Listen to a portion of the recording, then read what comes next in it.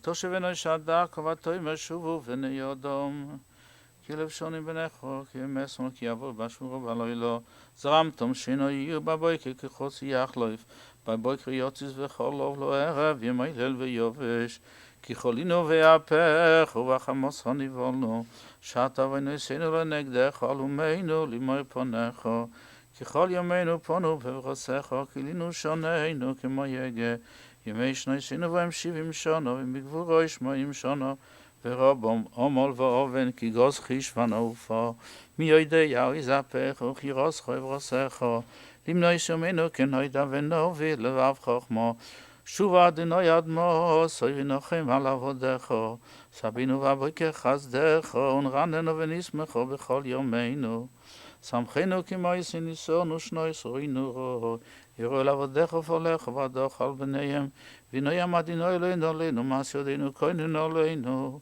ומעשי ידינו כהננו יושב בסייסר אליון בצל שדה יסלוינון אוי מל אדוני מחסום צדוס אלוהי יפתח בוי כי הוא יצילך מפח יוקוש מדבר אבויס בברוס היוסך לו וסחס כנוף אבטח זה צינה וסויחי רוע מיתוי לא יסירו מפחד לא ילו מחץ יעוף יוימם מדבר בויפל יהלוך מכתב יושו צרויים יפול מצידך אליו ובובו ממינך אליך לא יגוש רק בינך סבד ושילו מס רשועים תראה כי אתו אדוני מחסי אליון שמתו מינך לא יסון אליך רוב ונגע לא יקרא באוהלך כי מלאכו יצב אלוך לשמורך בכל דרכך על כפיים יסונך פנתי גויף ואבן רגלך על שחר ופסן תדרויך תרמויס כפיר וסנין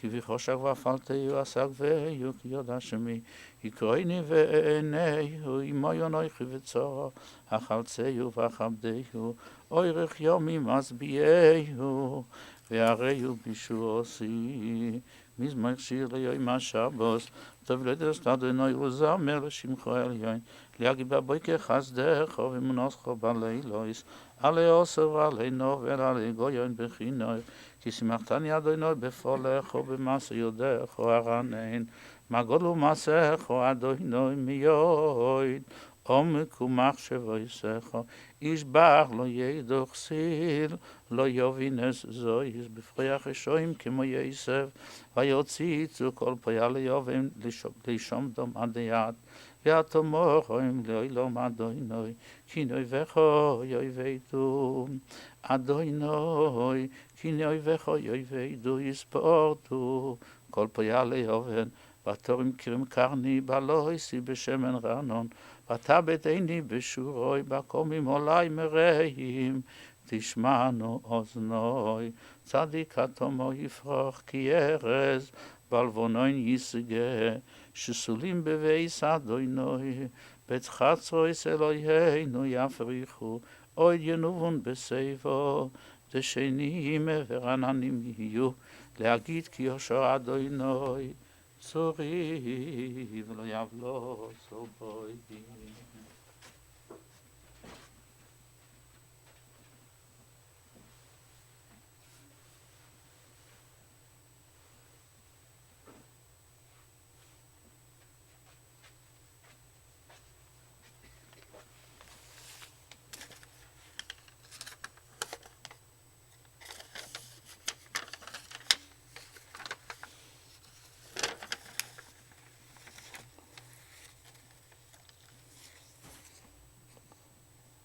Achlochoize bas Nehemiah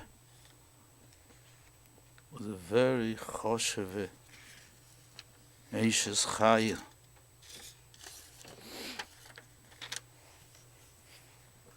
Chovetz Chaim, she told her daughter two things before the chasana. Number one, she told her whenever you have a free time, she gave her a siddur, and to tell her whenever you have a free time, use this siddur, use this tilimah. Daven to the Rebbeinu Shalom. You're busy, you'll be a housewife, but whenever you have free time, this is what you should use your free time with. The other thing she told her, anything you do, make sure that's the Rotzen Hashem. Your whole hanhoge, your whole life should be willing to do what the Ribono Shel Olam wants from you. With these two things, you'll be matzliach in everything. This was what a very great Isha Tzedekes directed her daughter to do. This is the path that Bnei Yisrael, if they want to get to the highest level, should follow. And if Teres, wherever she went, spoke to different people who she has visited very often, her main part of the luggage was to carry with her always, wherever she went, a siddur and a tilimel. And those are the first things that she took out from her luggage, wherever she stayed, was a siddur and a tilim, to make sure that she will use it. Also, when people came to her in the last few years, there was always on the table a siddur and a tilim.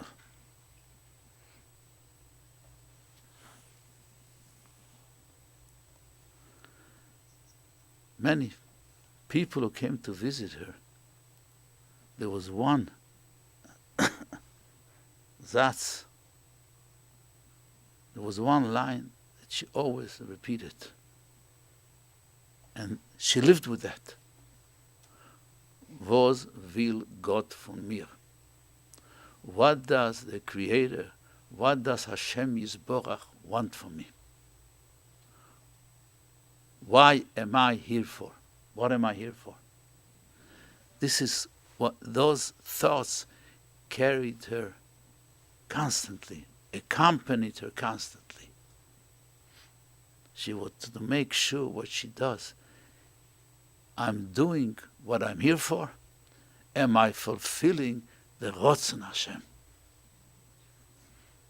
She followed the direction of a Isha Tzedekes. This was her life.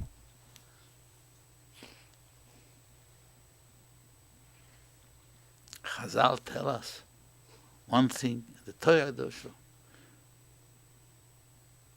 Baruch Hashem, she lived a long life. She lived a very long life, many years. Chazal tell us, why is a person zoiche to live a long life? The Torah tells us, kibudav, the brocha is arichas yomim. Person respects her parents. The schar, the reward for this is arichas yomim, long life. Chazal tell us the other thing is, ikesabe bevovel, are there old people in Bovel? Chazal tell us, the magdeme umachshem sheche lebeknishte. People used to daven. You go, if you get up early in the morning to go to daven, and you go and you attend tefillas late at night, the reward for that is arichas yomim. By an isha, she's not mechuyev to go to minyan in the morning. But equivalent to that is her tefillas. If she constantly davens, if she constantly asks from the Ribono Shel Olam, if she has a constant contact with the Boire Kol Olamim, the Ribono Shel Olam grants her arichas yomim, a long life. And that's what our Nifteres has done. She constantly was mispalel, davened, said tilim to the Ribono Shel Olam. The other inyan kibudav v'oim. Kibudav v'oim. one of the major kibbud avo aims are when a person after the ptira, mechabdoi bechayim, mechabdoi b'moisoi, he follows in the footsteps of the parents, follows in the directions that the parents have directed you and have assigned you. Mrs. Fixler always remembered her father, her parents. She always looked back. How can I follow in the drochim that they directed me?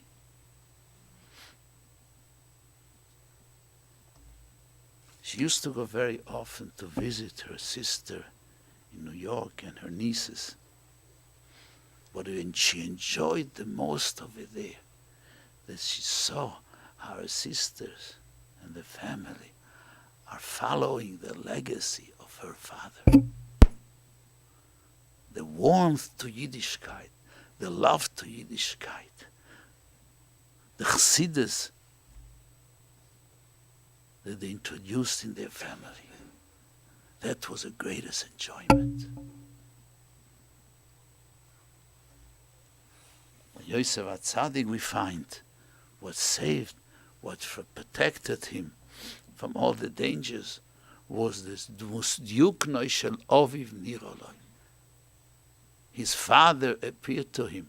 He always looked back. What would my father have done in this situation? What did my father do? How did he conduct himself? And I have to follow in his drochim.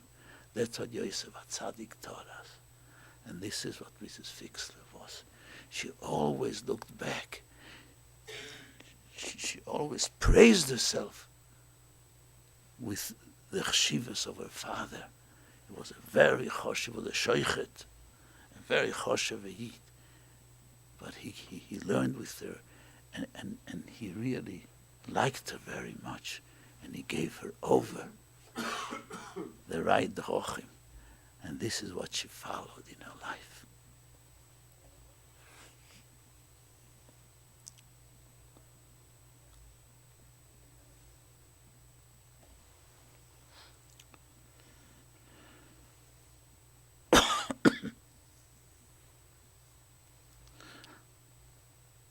Tagdosha tells us, Re'ei Betzalel ben Uri ben Chur. Betzalel was the one who built the Mishkan. What does it mean, Re'ei? Why Re'ei? What did you see? Listen what Betzalel is. Read what is Re'ei. Re'ei means if the Rebbeinu Shalom grants a person certain qualities, certain abilities in life, he should know that it was appointed by the Rebbeinu Shalom for a dover shebikdusha. Since Betzalel was capable to do physically, mentally, what the building of the Mishmar requires, that's a proof that he was appointed to manage the construction of the Mishkan. Whatever the Rebbeinu Shalom grants you, Tefillah is for sure an avodas Hashem. Saying Tilim is an avodas Hashem. But when the Eibishter give you other abilities, you have to be in the madrege to use those things for avodas Hashem. She used to sew and weave, Mrs. Fixler. That normally you use those things to sew a dress, to sew a suit, to sew something, to fix a suit. She used it for another, for dover shebikdusha. She used to sew a gartlach that people should daven with it. Her mind was always in a dover shebikdusha. Today, Asora B'Teves, among the slichas that we said this morning, one of the slichas is Al tashlichenu milfonecha veruach kodshecha al tikach mimenu. We ask the Rebbeinu Shel Olam, do not take away the ruach kodshecha, the kedusha. Please give it to us. Give us the opportunity. We should be able to enjoy the ruach kodshecha. This was a sentence She constantly repeated when people came to visit her. She asked, the Rebbeinu, she requested, please do not take away the Ruach Kodshecha. She wants to live a life of Kedusha. It says by Soro Imeinu, Neho Yodoluk me'erev Shabbos erev Shabbos. Ve'onon kosher al ha'or, and brocha mitzuya ve'isa. Three things Rashi brings down what Sora had, and Rivke followed that. The Yitzchak saw that Rivka followed. What were the three things? The Ner was burning Meshabbos l'Shabbos. There's no mitzvah to light a Ner, a candle, during the week. It's only a mitzvah for Shabbos.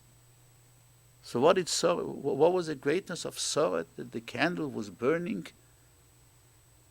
a whole week. Neo Yodoluk, Erev Shabbos, from Erev Shabbos to Erev Shabbos it should light. What was it burning a whole week? And the other thing, Onon Kosher, there was a cloud over the house, over the tent. The third thing is Brocha Mesuya Be'isa. Brocha Mesuya Be'isa means the midah of chesed, the midah of caring for others. There we know that the house of Avraham was exceptional in that. But these other two things represent. The Neir is the light of Kedusha, the fire of Kedusha, the fire of Ruach Kodshecha. And Onon Kosher al Ha'or was that the Shekhinah was there always.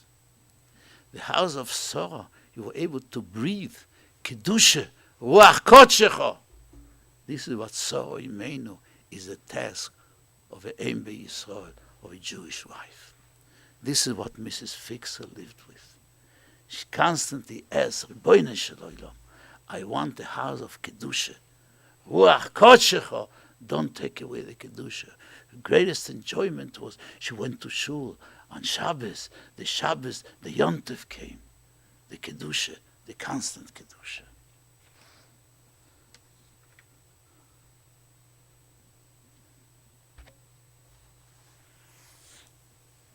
Finally, the Midas HaChesed. By Yosef HaTzadik, we find he was in jail, he was incarcerated. And the Saramashkin, he looked at the Saramashkin, Saraoifim, he saw that they were depressed, they were in a bad mood. Yosef HaTzadik at that time had his own serious troubles.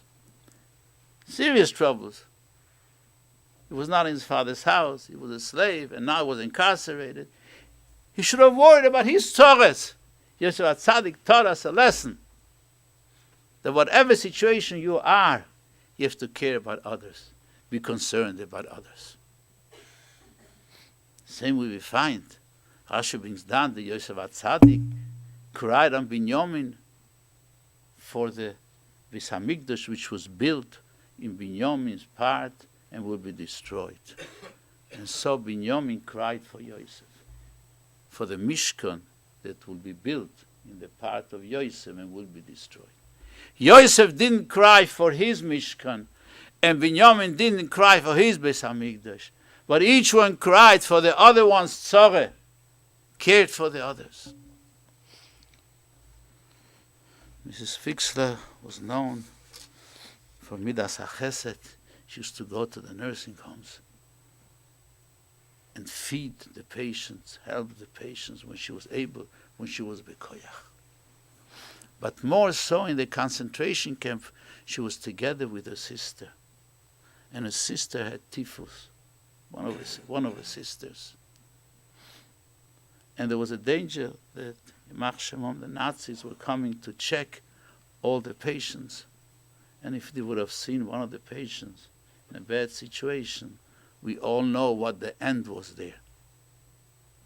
So she went ahead and she sacrificed her life. She laid down in her sister's bed and she was healthy. That she should think that her sister is healthy and they wouldn't do anything to her. She was ready in the midst of her tzores in the concentration camps. We don't have to elaborate the tzores that they had, the sufferings.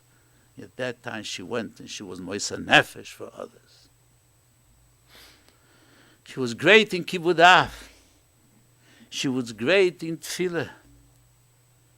She was great in the love of Kedusha.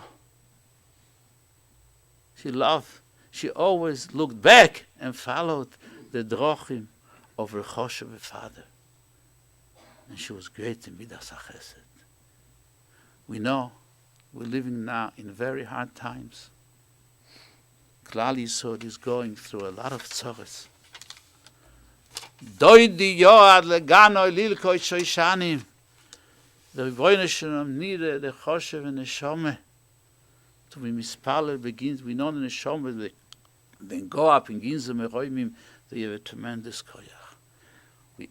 That's what the Rebbeinu Shalom took her at this time when we need so much a Melitz Yosher.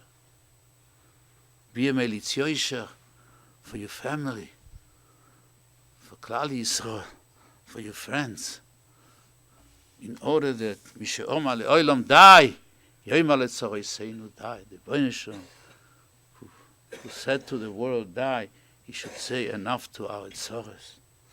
And we'd like to take the opportunity to ask Mechila from you if we haven't done what really we should have done for you. We haven't done enough for you. Bila amovetz lo netzach, u'mocha Hashem Elokim dimo me'al kol ponim.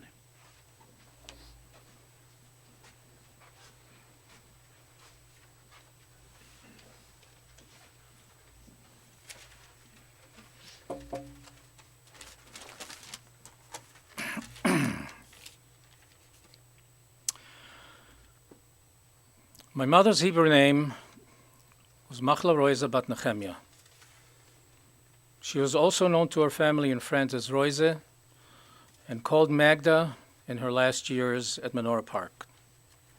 She grew up in a small town in Europe and Slovakia called Kurima, or it was always referred to in Yiddish Kirime. She was one of 4 girls in her family. Her mother Zelda was a very religious, devout, frum, strict mom, and her father was a multi-talented individual. My mother always spoke fondly of him. He was a shochet, he was a malamed, taught cheder. Some of his talmidim are actually from Cleveland, Simcha Altman and Sandy Gale. Sandy Gale told me that always when he came to learn, he always had his eye on my mother, who was a very pretty girl. Her father was Mr. Fixit, the doctor, the advisor to the people of the town. Since he had no boys, he learned with the girls, more so with my mother since she was the 3rd youngest. The other older girls had to help in the house chores. She learned with him Pirkei Avos and Dinim and became very knowledgeable. She survived the Holocaust. During the war, my mother and her younger sister were sent to an uncle to hide in Hungary. Eventually, they were deported to Buchenwald, the concentration camp, where her younger sister died. With the liberation, she went to Romania, where she married my father, Israel Chaim, in a double wedding ceremony with my uncle and aunt, Mr. and Mrs. Framowitz, Aleim Shalom. I was born in Romania in Satmar, and in 1949, we moved to Israel. In Israel, we lived in 2 towns, in Chulon and Bnei Brak. My mother was very talented with her hands. I remember as a child in Chulon, she was mending ladies' nylon stockings with a special device. She was also a talented seamstress, and she loved to crochet. She crocheted children's clothes, blankets, furniture covers, and more.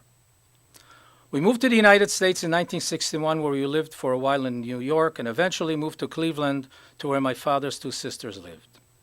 My mother helped my father in his cleaning store and also as a seamstress. My mother had many friends in Cleveland who moved here from Europe. I have to mention some of them: the Altmans, the Lovingers, the Solomons, the Kellers, the Pollocks, the Fikes, the Stearns, just to name a few. She knew many of them in Europe, and she continued to have a close relationship with them here in Cleveland. I remember they would always get together and tell stories of the Altaheim, what happened in Europe, and the war stories.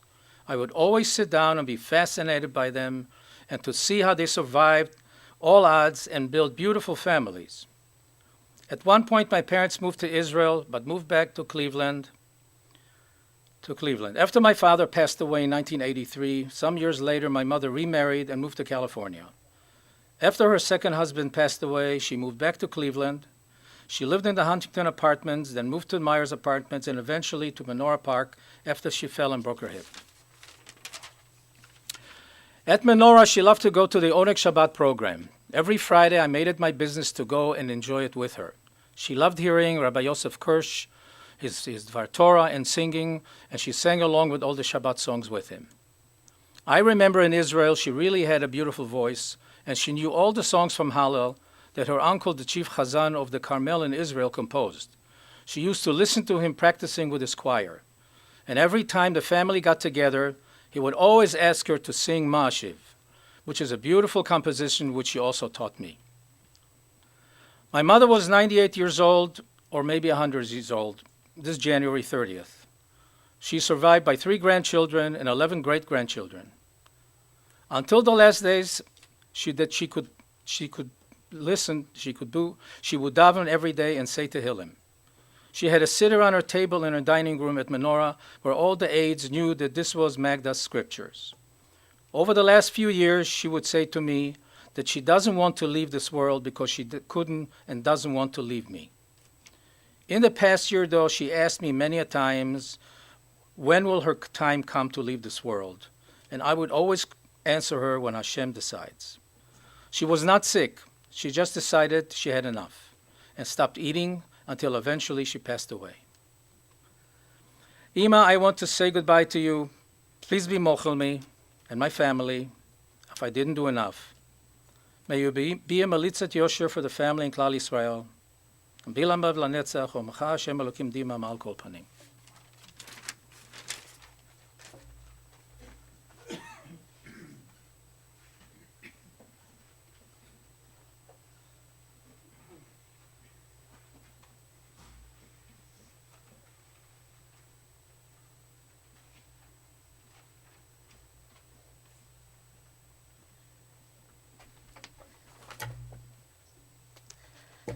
It's really very heartwarming to be here to see all these people, especially because I haven't been really back home in Cleveland since 1986. So to know that my grandmother and my family mean so much to all of you is very touching and very comforting. So thank you so very much for all of you for being here. In a few weeks, my grandmother would have been 100 years old. As my grandmother's end was approaching, I turned to Pirkei Avot for some insight and comfort.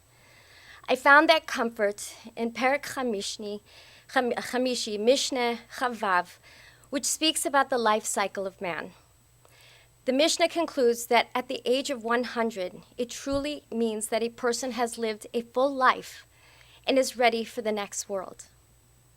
My Bubby was zocheh to live a long life.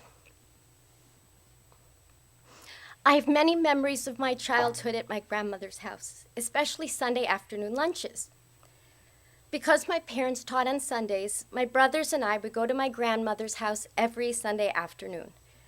We were always greeted with a smile as we came off the bus, and of course the table was set and ready to feed her hungry crew. Sleepovers at Bubby's house were always so much fun. As the only granddaughter, Bubby happily opened up her closet and jewelry box and let me play princess. Bubby enjoyed having fun with her grandchildren. She built a proper playhouse in her backyard and loved to have the kiddie pool ready for those hot summer days. Although I presently live in Florida and happy to never see the cold or the snow again, I have to confess that snow days were very special with Bubby. She seemed to become a young girl again as she pulled us down the street in our sled, had snowball fights with us, and even climbed the piles of snow at the foot of the driveway. When I was 12, my family and I had the privilege of spending a summer in Israel with my grandparents. You could see Bubby's love for Israel as you could always find her humming the song Yerushalayim Shel Zahav. She took pride in taking us through long walks with rose gardens in Netanya and enjoyed days at the beach with all her grandchildren. I learned a lot from my Bubby spiritually. Bubby was always reciting Tehillim. Her love for Shabbat was felt as she very carefully was concerned about the time for candle lighting, as she prepared her famous potato kugel and enjoyed singing Zmirot with all of us at the table. Most importantly, she loved her great-grandchildren. Whenever I called to wish her a good Shabbat every Friday, she would always start the conversation with, "And how are the children?" She loved showing off their pictures to anyone and proudly had them displayed in her room. To conclude, as we stand here remembering my Bubby, it should bring comfort to us all that a woman who survived the Holocaust, true to her belief in a Kadosh Baruch Hu, had influenced 3 generations to live a life of Torah and continue her legacy of Yiddishkeit. And for that, I will always be grateful and love my Bubby dearly. Thank you.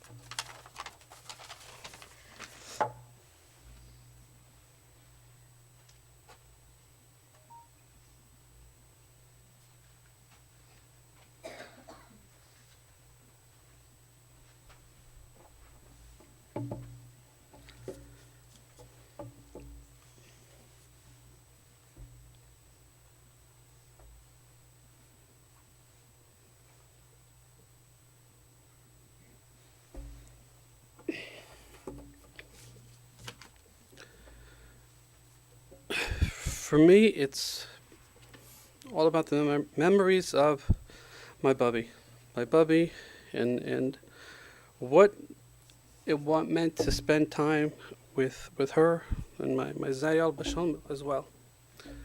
Like my sister said, our earliest memories coming home on the other bus that we'd have to come from school because Sundays my parents would be teaching at school. We would come to the house would be there, we'd see my Bubby, we'd see my Zaidi, and she was always so happy to see us. It was the most special days of the week for her to take care of us. She didn't mind babysitting for us. It was her pleasure. When we were kids, even before we were old enough to be in school, and we'd be dropped off over there, my sister and I would empty out every pot from every cabinet, pretend that we were cooking sometimes, and my Bubby was so gracious, she'd take all the beans. She had beans in jars everywhere, and she'd give it to us, and we'd pretend we were cooking. Then she'd give us the spoons, and the pots would turn into drums, and never stop making noise, never trying to tell us not to do something. She was always so gracious about making sure that our time with her was the most fun. Like my sister said, when the snow came, they would bundle us coats. And the coats weren't enough because you couldn't be hot enough. You had to have 3 blankets on top of you. And then she would be there with a camera, and my Zaidi would be pulling us up and down Antisdale Avenue. And then the Gordons from next door would come out. And it would be just like an amazing experience that we enjoyed so much.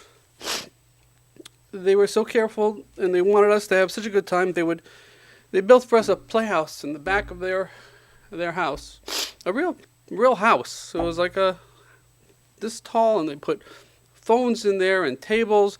They were always trying. And my Bubby was so careful, making sure that we had items in there, that the house was our own little play space to go and hang out.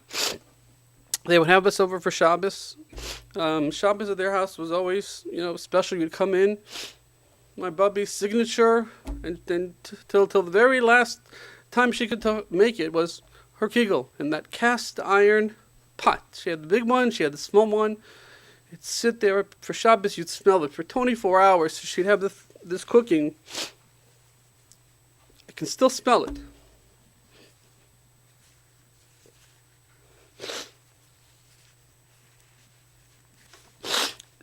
She made dishes we always enjoyed. She would make us paprikash, which is one of her signature dishes. The tuna she would make, which my father took over as his version of the tuna fish that we would eat. Now I make it, and my kids call it my tuna. And just something that I always remember from her house, that we were able to go and bring it to our house. She made other things which weren't so healthy, which, we had to go and cut back on, which, griepin, which was everyone's favorite unhealthy dish. But at some point, the medical community got the better of us, and we were not able to have that anymore. But it was all those old home flavors that we always would smell, we would taste, and it was really special. Being there, she would take us to the toy store. But toy stores weren't just taking to the toy stores. It had to be for a reason. We either did good in school, it was an occasion, it was a Pesach Afikomen present.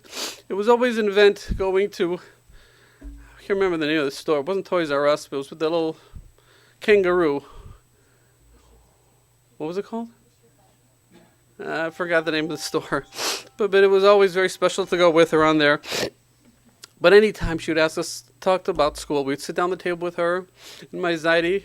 We'd have to open up the Kitzer, we'd have to open up the Shulchan Aruch, we'd have to open up the Gemara, have to go through exactly what it was that we were learning, what grades we were getting, what tests we were studying for. And this was all part of the Sunday ritual with them.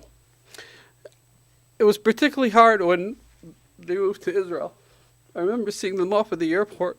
I didn't understand that they were going to come back at some point. But my father was great to go make sure that we had, at that point you had to have designated times to talk to someone on the phone. You couldn't just pick up a phone like you can today. First of all, it took them 3 months till they had a phone in their apartment, I remember, in Israel. We'd have to get on the phone. I'd have to sing Zmiros to them on the phone. Then my father would make me sing on tapes and cassettes and send the Zmiros back to them. And then my Babi and Zaidi would sing back to us in the cassettes. All these memories of just times that we had, fantastic. And then in 5th grade, we were lucky enough to go to Israel. And I remember getting to their apartment in Netanya. Just the hours were crazy. And we were like, I think my brother and I were the first ones up. I don't think, and we would look out the trees because we didn't know if we were allowed to open up the tree seam that early in the morning, and she would come out. And then all of a sudden the day would start, and being in Israel with her and my Zaidi was just an amazing experience for a full summer there. We always went to the beach. We'd walk down the long pathway. They would buy us the fresh cut sabras along the way. Just the smells and everything that we would go through at that point. To this day still, when either being in Israel or even when you go to the beach in Florida, you get some of those ocean smells. Still brings me back to the times when we would spend with them in Netanya. When they came back to America, it was a great experience for me because my grandparents used to be all the way on Antisdale, and we were living on Shannon, which was a walk at the time. Now they moved right down the block from us on Shannon Road.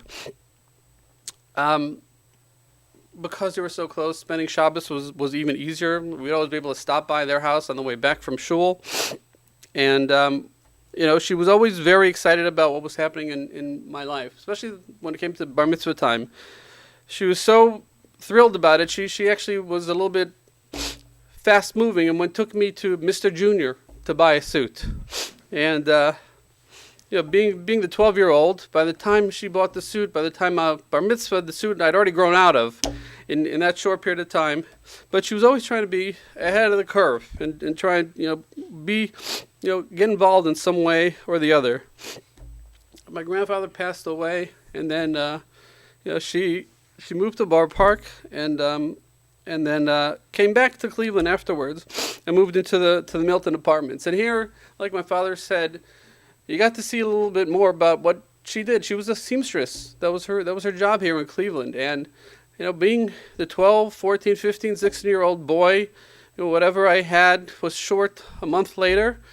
Back to Bubby. Let's go to alter the hem, take out the waist, do whatever we had to do. And she was always ready and willing to pull out the sewing kit and the sewing machine to go and make sure that when we had to go somewhere, we looked okay and we didn't look like our pants were a few sizes too short on us. Being the growing person, we were there quite a bit, and it was always a good place to hang out. I always knew my bubbies, and she would always invite us over. Again, as the whole family come over, if it was a Sunday, or if it was one day during the week. It was the memories only just recently, come back into your head. She always wanted to experience life. and she wanted to experience new things. She was a go-getter. She went on tours alone. She would go on these group tours. It'd go out to different parks and different places in the world and to Canada. I remember all the places that she would go to. She would come back, and I would sit and listen to the stories of the places that she went to, the pictures she would show me. I was amazed that, a lady in that going on in life without a husband, she had such courage and strength to go out, meet new people. Nothing held her back after the life that they had, which was extremely difficult after the Holocaust. She remarried, moved out to Los Angeles, and was constantly involved in the life. Never for a second forgot about me and what I was up to, where I was in yeshiva, what I was learning, what I was supposed to be doing, whether it was in college. And then she asked Shimshi and I to come out to Los Angeles for a trip, and it was one of the greatest trips that I had. I was already in college, and Shimshi came out with me. They got us a car so we can go around the neighborhoods and go to the mountains and go to Mexico, all on my own, never trying to micromanage, trusting us that we were able to go and find our way. But whatever we did, it was davening in the morning, making sure you were fed, that you were here for Shabbos, and then everything was taken care of. And her caring always came out, even in Los Angeles, where she was new. And in Los Angeles again, she moved to a new location, made new friends, became involved in a new community. She developed her favorite pastime, which was swimming. You would call Bubby. How you doing, Bubby? Great. What's going on? Oh, I just came back from swimming. Swimming was her outlet, her release. That swimming was so strong. It's keeping her, part of her life, keeping her mobile. And that's, I think, one of the things that kept her going in such a long life, giving her the ability to beat old age, even at that ongoing, at that going stages. Her second husband passed away. She moved back to Cleveland to return to Abba and her family and her first family and friends. I mean, after the war, this is where it was. All the friends and all the people that she knew from the old home were all back here in Cleveland. So in Myers Apartments in the Menorah Park, very happy to be back with her friends. And, people get older. She also, would see her friends. They'd be playing bingo. I would call her. She would tell me about all the things that would happen in the Menorah Park.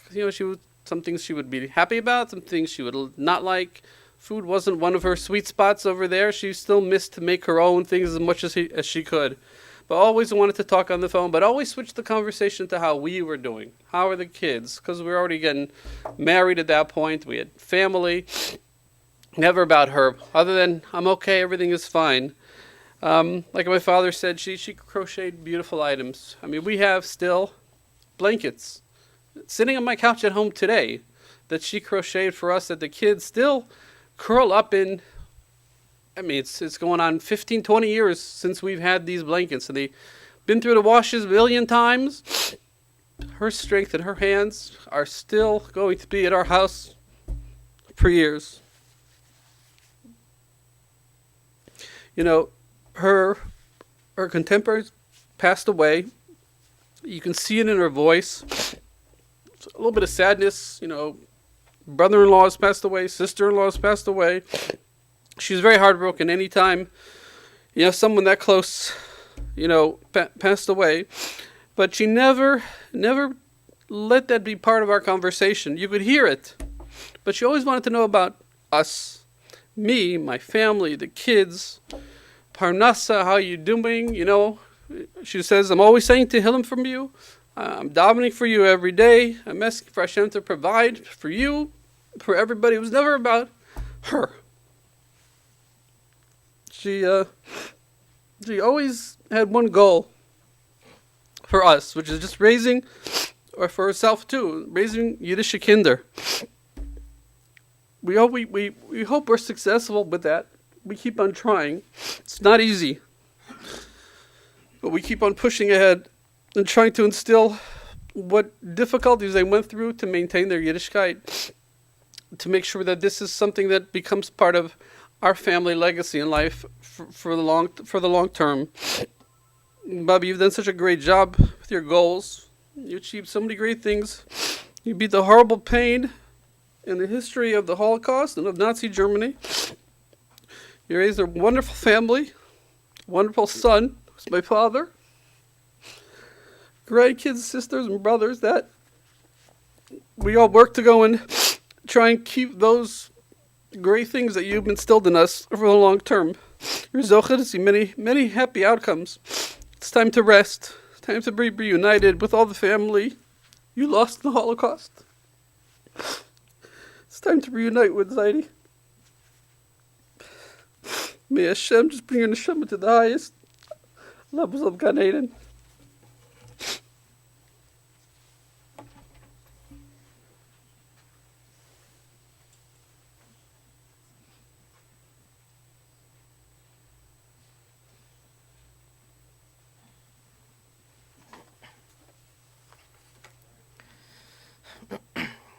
Just want to share a few thoughts and memories about Bubby.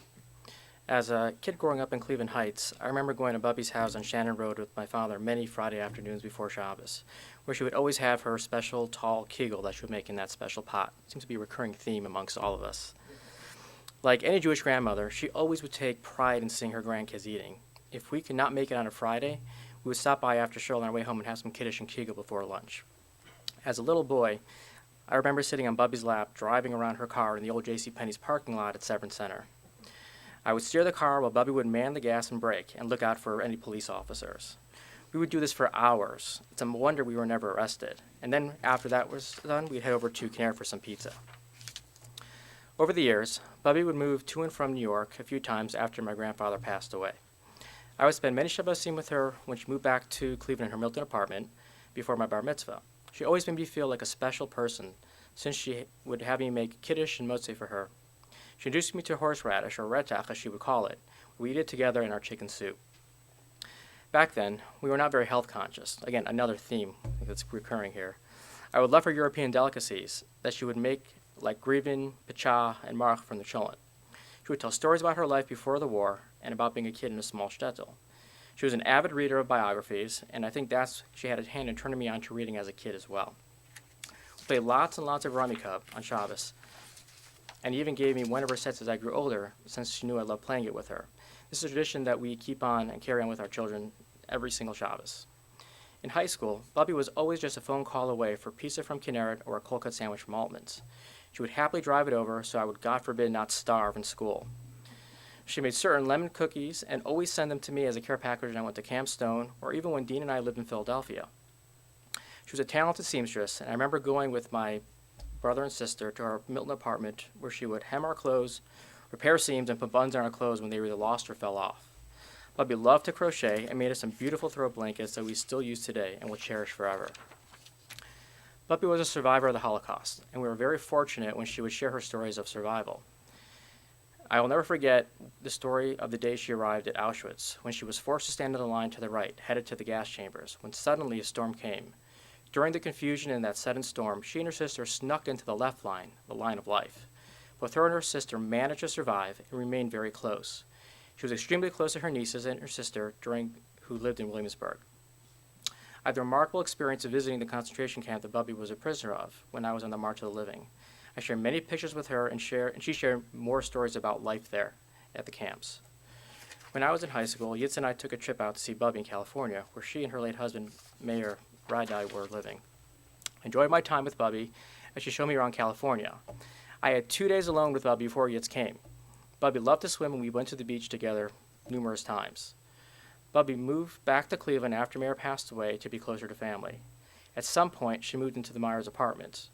We often had her come over for Shabbos and Sunday night pizza dinners. She would sit down and watch the kids play and just have nachas watching them.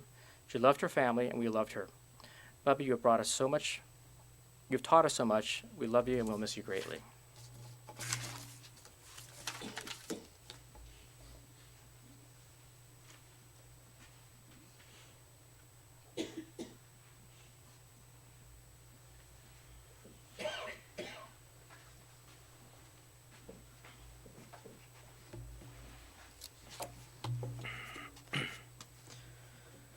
El Molei Rachamim,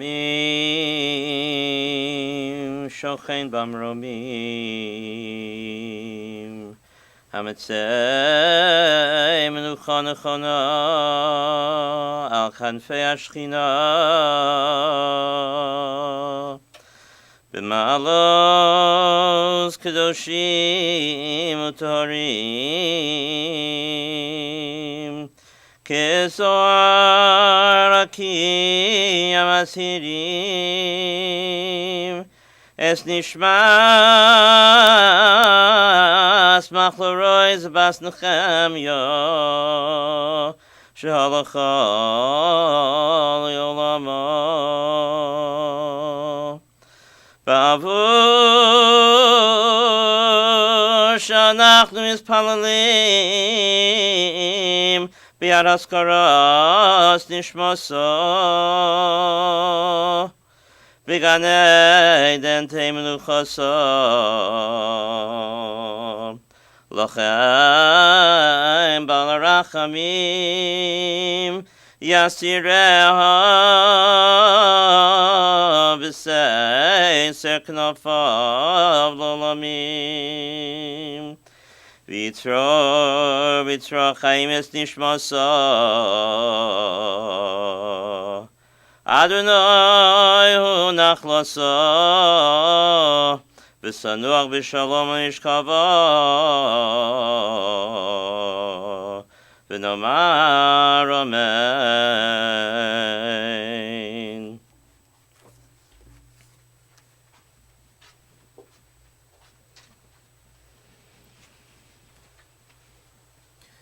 Shiva will take place at the home of my father at 23348 Wendover Drive. Shachris will be at 7:50 a.m. every day. Hours will be from after minyan until 11 a.m., from 3 p.m. to 6 p.m. Mincha will be at 5 p.m., and then from 8 to 9:30 p.m. Thank you.